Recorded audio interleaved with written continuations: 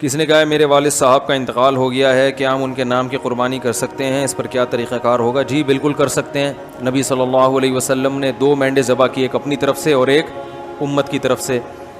اور آپ نے ایک دفعہ ایسا بھی کیا کہ ایک قربانی اپنی طرف سے اور ایک ان کی طرف سے جو قربانی نہیں کر سکے. تو اس لیے پتہ چلتا ہے کہ قربانی کسی دوسرے کی طرف سے بھی کی جا سکتی ہے. تو آپ نے مرحوم والدین کے لیے کر سکتے ہیں، صرف ابا سے کر لیں، صرف اماں کے لیے کر لیں، دونوں کے لیے کر لیں، کوئی حرج نہیں ہے. ہاں اب دونوں کے لیے کریں گے تو کیا ثواب تقسیم ہو کے ملے گا دونوں کو؟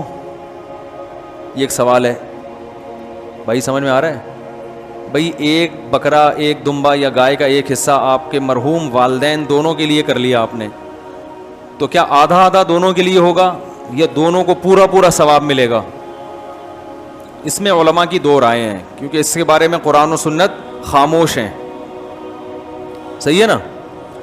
ابے بھائی بکرا ایک ہے اور ہو رہی ہے مرحوم ابا اور اماں دونوں کی طرف سے، تو کیا آدھا آدھا ابا اماں کو ثواب پہنچے گا یا پورے پورے بکرے کا پہنچے گا؟ سوال سمجھ میں آئے گا تو پھر جواب سمجھ میں آئے گا نا. تو اس میں علماء کی 2 رائے ہیں، کیونکہ قرآن و حدیث جہاں واضح نہیں ہو تو پھر اجتہاد ہوتا ہے نا. تو بعض جی نہیں، مرحوم میں زیادہ کے لیے بھی ہو سکتا ہے. زندہ میں تو ایک کے لیے ہی ہوگا، جو مرحومین ہیں ان میں پوری امت کے لیے جب نبی نے کر لیا تو نا تو آپ بھی پوری امت کے لیے بھی کر سکتے ہیں. اصل میں ہوتا وہ آپ ہی کی طرف سے ہے، تو آپ چونکہ ایک ہیں تو آپ ایک ہی بکرا کریں گے، لیکن اس کا ثواب پہنچایا جاتا ہے زیادہ لوگوں کو. تو وہ 2 کے لیے بھی ہو سکتا ہے، 10 کے لیے بھی ہو سکتا ہے، پوری امت کے لیے بھی ہو سکتا ہے، وہ زندوں کے لیے بھی ہو سکتا ہے، لیکن وہ ہوگا پھر آپ کے لیے. لیکن جب آپ قربانی 2 کی طرف 2 زندوں کے لیے کر رہے ہوتے ہیں، پھر وہ دونوں کے لیے الگ الگ ہو رہی ہوتی ہے. اس میں ایک میں 2 آدمی شریک نہیں ہو سکتے. لیکن صرف ثواب پہنچانے کی حد تک جہاں تک بات ہے تو ثواب پہنچانے میں تو 10 کو پہنچا دیں آپ.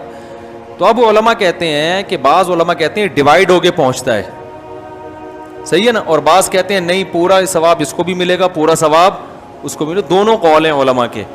تو اس لیے افضل تو یہی ہے کہ ابا کے لیے الگ کر لیں، اماں کے لیے الگ کر لیں، افضل یہی ہے. اور اگر نہیں کر سکتے دونوں کے لیے کر لیں، ایک ہی کر لیں دونوں کے لیے. اللہ پہنچانا چاہے گا تو دونوں کو پورے